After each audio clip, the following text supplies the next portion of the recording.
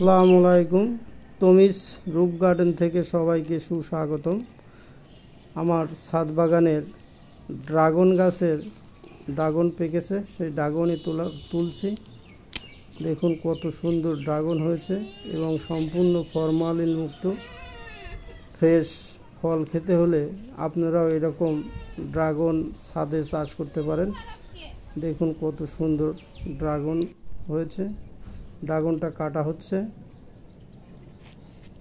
অসাধারণ কালার হয়েছে। কালারটা এত সুন্দর, মাশাআল্লাহ। দেখুন কত সুন্দর লাগছে। আর এই ড্রাগন খেতেও খুব সুস্বাদু।